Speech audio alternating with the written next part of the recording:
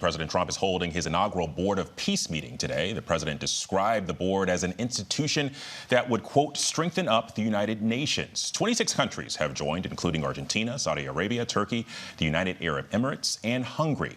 And Matt Duss is the executive vice president at the Center for International Policy. He joins me now in studio. It's good to see you in person.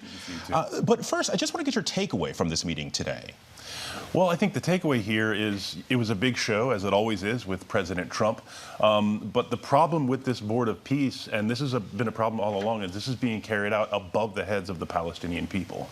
This is a plan to rebuild Gaza, to turn it into a business and investment and a kind of vacation zone without regard for the people who live there right now. There is still a deepening humanitarian crisis in Gaza. Despite the fact that there was a ceasefire, there is still a great deal of violence. Palestinians continue to die, dozens every week since the ceasefire in October. And the goal here is to get to real peace, real stability, and reconstruction in Gaza. But I think it overlooks the fact that there is going to be no real durable peace and security either for the Palestinians or for Israel until the Palestinians have some measure of self-determination and liberation. And unfortunately, this board seems like a process designed specifically to prevent that outcome. Prime Minister Netanyahu of Israel has been very explicit about that. Well, and the president said this would, quote, strengthen the United Nations. We've got 26 countries that have now joined, but I'm curious, what's been the response from many of our UN allies? Right.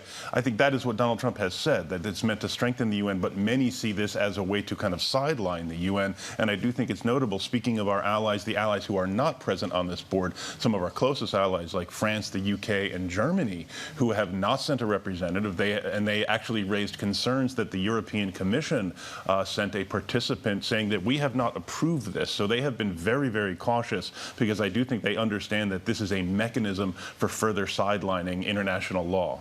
Well, and the other thing that we learned today, the president is committed, or said that the U.S. would commit $10 billion to help rebuilding the Gaza Strip there. Don't know exactly where that money's coming from, but you know, how big of a role is the U.S. going to shoulder here in comparison to the other members? Right. I mean, that's a great question. I mean, what is notable about this process since the ceasefire was declared is that Donald Trump himself, the United States, but particularly Trump, has really taken control of this process and taken ownership of it. He's put his son-in-law, Jared Kushner, and his close advisor, Steve Witkoff, in key positions of authority over this process. Jared Kushner himself said a few weeks ago that there's going to be great investment opportunities here in Gaza. So again, we have real questions about who's making money here, who stands to profit. As you said, no one knows where this $10 billion is coming from. It's going to be apparently completely under the purview of Donald Trump to disperse this money in ways that he sees fit and almost certainly to his own benefit. But once again, what is being lost here are the interests of the Palestinian people. I can't stress that enough. Well, and I want to pivot now to Iran, if I can, for a second. We know that a second carrier strike group has made its way to the Middle East as these negotiations between the U.S. and Iran over their nuclear enrichment program are ongoing there. Certainly, when you have that kind of firepower in the region, it raises the concern of a potential strike. But where do you think negotiations kind of stand right there?